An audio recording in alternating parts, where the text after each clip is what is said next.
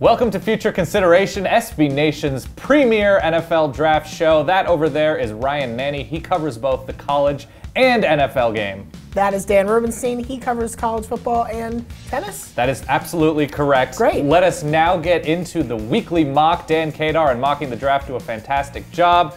The top five, it's where it was last week, except we have Tennessee taking Marcus Mariota instead of Philly trading up. Probably makes more sense. Jameis Winston looks to be the #1 pick. Tampa almost assuredly taking a quarterback, whoever it is. It looks to be Winston. Mariota we've talked about before.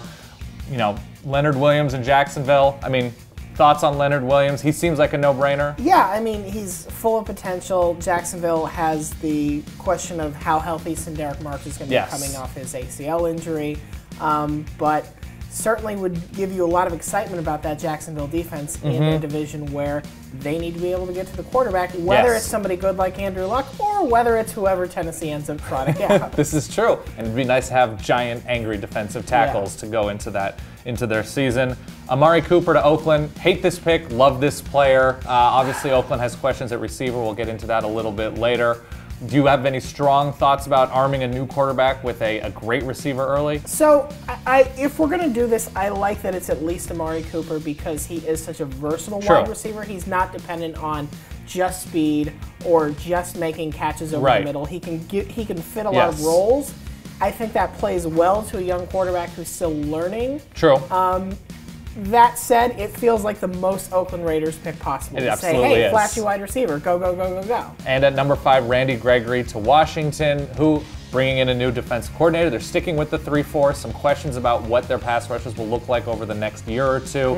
Seems like a fantastic value pick, as raw as he is. Sure. I mean, we don't talk about Washington's defense because Washington's defense is not what's in the newspaper in terms of absolutely not what's falling apart, who's throwing by himself after practice. True. So, yeah. Punting by himself after practice. In the sense that Randy Gregory won't have to get all the negative attention that the offensive players do. Good for him. Yes. Well, the defense just as a whole has been terrible for Washington. We've just accepted that. But you can blend in with that. All right. Let's skip around. Bud Dupree from Kentucky going to Chicago. New defensive coordinator Vic Fangio bringing a very successful track record to the Bears. And obviously Bud Dupree, raw but just explosive, great frame. And if you're going to be trained, from a raw defensive player in college to a skilled, excellent one at the pro level, it seems like Vic Fangio and his staff would be the way to go. And Chicago absolutely needs an infusion on defense. Absolutely. Mark Trestman came in and everybody just sort of assumed, well, it's the Chicago defense. They'll be reliable. He'll get the offense going. Right. 2 years later, the defense is a disaster on almost every level.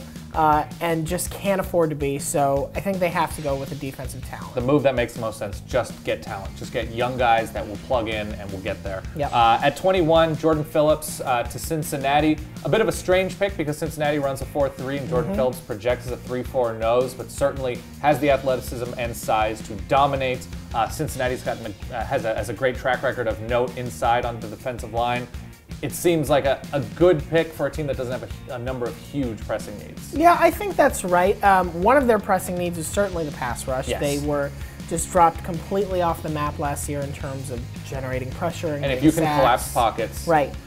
One of the biggest questions with Jordan Phillips is going to be, can he stay healthy and conditioned at the next level? Things that were not major questions, I wouldn't say, at Oklahoma. And find consistent motivation along those lines. So there's sort of those nagging issues that you say that might tip the balance between this is a guy who ends up being a 5-year great starter versus 3 years in, he's not really adding much to the team. We'll skip down a couple of picks. DJ Humphries, a player you're familiar with, Florida alum, Ryan Nanny. What was the knock on DJ Humphries coming in, and how does he look now to you for Detroit, who could actually use the help on the right side of their line? DJ Humphries might be the first person to live in Florida and have trouble gaining weight, but he did.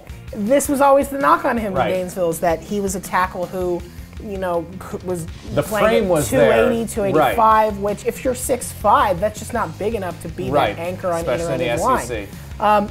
He came into the combine. He weighs 307 pounds now. He's eating right in the sense that a 300-pound guy who plays offensive lineman needs to. Yes. It's impressive because the advisory board told him when he said he wanted to come out of college, they said, don't, go back for another year. everything you've heard from scouts, from the media intelligentsia, is that he's rocketing up draft boards and doing everything he needs to right now. Yeah, he plays angry. The base of his body is very good. You like how that? Yeah. Good base. It's all about that base. No, but great feet. Needs to improve up top, handwork, whatever. But he looks to be a mostly raw prospect with a ton of upside. Right, and if you're gonna pass the ball as much as Detroit likes to, might as well add some pass protection. Absolutely, and finally we'll round out the mock with, okay, here it is, Jalen Collins, LSU, the Seattle Super Seahawks. They need that corner help. Jalen Collins, another guy who's raw, but presents the physical tools that make it seem like he could succeed, especially Seattle likes the tall corners, have questions at corners with Byron Maxwell entering free agency, the injury to Jeremy Lane, we talked about them last week. What do you think about Jalen Collins? It's an interesting pick because raw doesn't even feel like the right word for it because he's played so little, it's hard to tell, like, okay, this guy played 2 seasons and just didn't really develop. Right.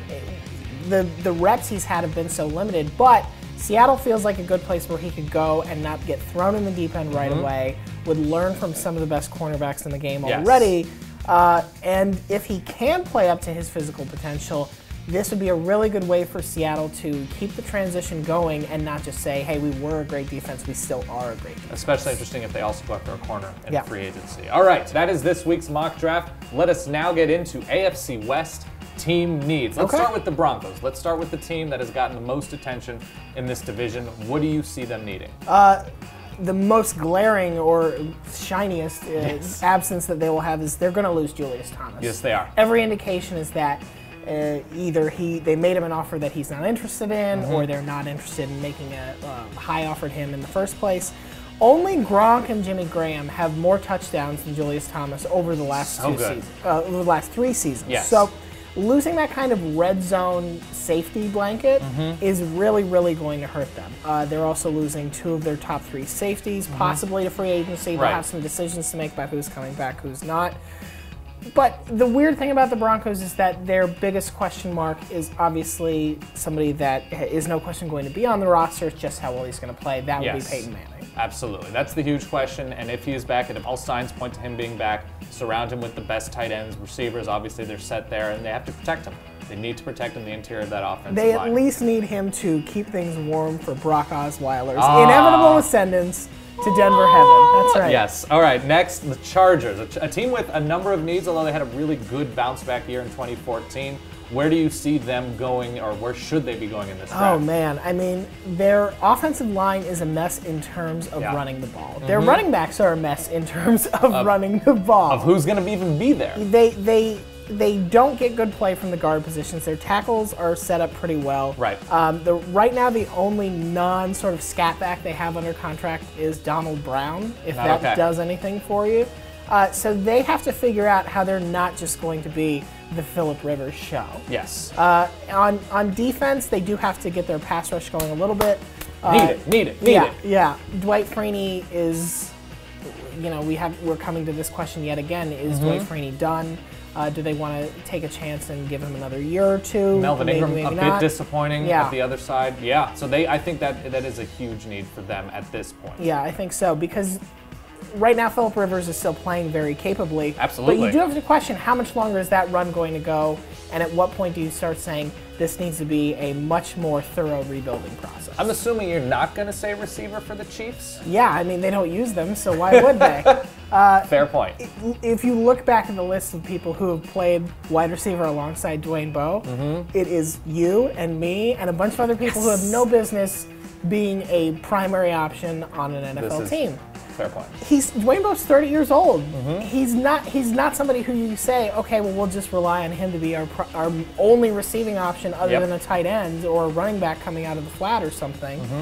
They have to find somebody to shore that up, and they have to fix this offensive line, which after last year's mass exodus is still a disaster. Absolutely, and you have perhaps the most versatile running back in the league in Jamal Charles. You need to invest in his health. Yeah, you would think that would be a good idea. Yeah. On the other side of the ball, they were very bad against the run last year. Right. I think that comes from getting people up the middle. They also had some injury concerns between Derek Johnson and Eric Berry. He's a question mark, certainly. Absolutely. His long-term health. Everybody behind Dontari Poe in the middle. Which, huge question. Dontari Poe is big enough large. That's a lot of people. He can cover for a lot of people. Yeah, that's true. Technically, we're behind Dontari Poe. Yeah. So the Chiefs and Chargers feel like they're in a very similar situation where it's sort of like, can they find the right people in between free agency and the draft and guys coming back from injury, sort of get them over the hump and make them contend for this division, or are they going to slowly backslide? And luckily, the final team we're going to talk about is the team that we can count on the most to do the right thing in the draft and free agency.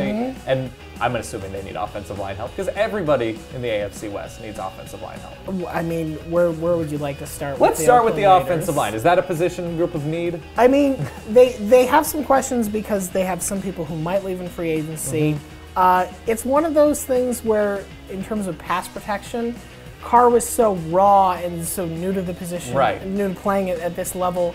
You can't always say, well, you know, he took a bunch of sacks. Some of that is that he's holding the ball too long. Being hesitant. Some of that is that Oakland just doesn't have the offensive line where he was ready to step up as a rookie quarterback and wow the pants off the league. Correct. All right, on the other side of the ball, well, actually, no, offensive skill is a position group of receivers and running backs. But, God, I hope they don't go after it early. Will they? They probably will. Early is a tough question. I think if they go after a running back in maybe like the third round, that'd be ideal. Trade up to the bottom of the second round, something Darren like McFadden, that could be Mojo good. Drew, very old. Very old, and not only old, but both of those guys have either a history of injury in Darren McFadden's case. Hard to imagine them. Maurice Jones-Drew, just the miles are insane. So you have your choice between your van that breaks down all the time or your other van that you've driven across the country 18 times. Correct. And receiver, obviously, they've gotten pretty much no production from the position they needed. But you don't like Amari Cooper, so you just want to doom Oakland to decades of irrelevance. Of success. No. By not taking the receiver in the top 5. And on defense, they need to get after the quarterback. They've invested in some older players, not able to get after the quarterback. What is their situation there? Well, they have to keep hoping that Charles Woodson continues to be the youngest old man alive. That would be really helpful for them. Hopefully they're going to get Terrence Knighton. He has a long history of a productive working relationship with new coach Jack Del Rio. And anytime you can get a guy nicknamed Pot Roast on your team, you don't get that every day. We should do Terrence Knight consideration. Yeah, that's what the show really should be. All right, and on that very large human note, let's discuss defensive tackles in this draft. Perhaps the most important position on the football field. Depending on where you're coming from. This year, actually, a really nice, interesting year. When you look at the top of the draft, we're going to go over the top 5 defensive tackles. Number 1 has to be Leonard Williams. Yeah, I think so. I mean, the combination of size and speed and aggression and everything that he does on the field, when you see that and you say, if we can get him to be playing at his peak at all times, he's going to be one of the most terrifying players in the NFL. Yeah, a little slow to diagnose at times, but when he knows a pass is coming, when he knows a run is coming, he is zeroed in, and he's fantastic. Absolutely. Behind him, perhaps the biggest legs. I don't mean longest legs. No, just I mean just like they are this desk. You cut the legs in half and you can say, oh, this is from 1830, this is from 1873. Great cross section. Yeah, absolutely. Danny Shelton, we're talking about the defensive tackle, the nose tackle, projected as a pure nose. From Washington, very, very productive 2014. Great burst off the ball, obliterated centers and interior offensive linemen that attempted.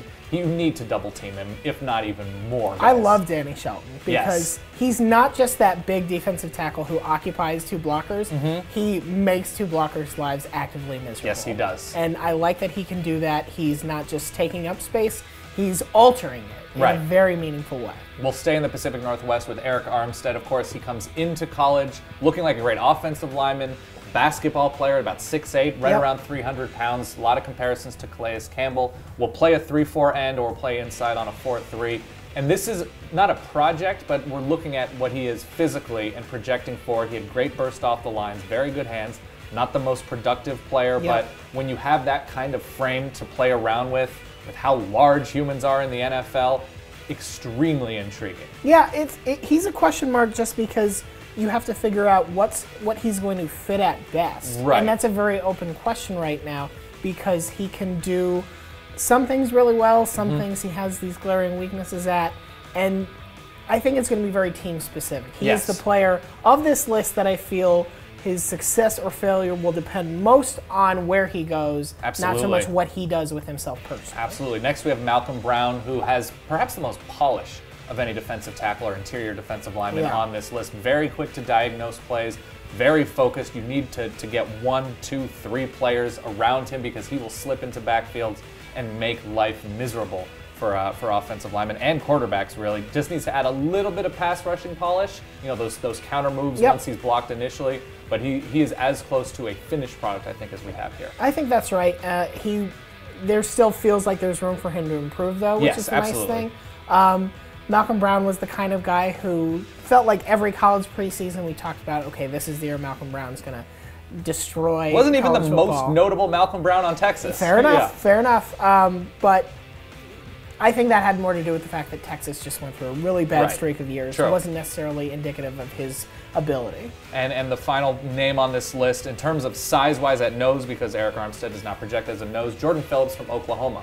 When he cared, when he flashed that ability at 6'6", around 330 pounds, looks to be a nose tackle. We talked about him a little bit earlier, but if he can get efforts every play, if coaches can get effort out of him, he is dangerous. Yeah, I don't love that in 2013 he had back surgery, which was basically explained as he's a big dude and he has back problems. I don't love that that's how he's sort of entering.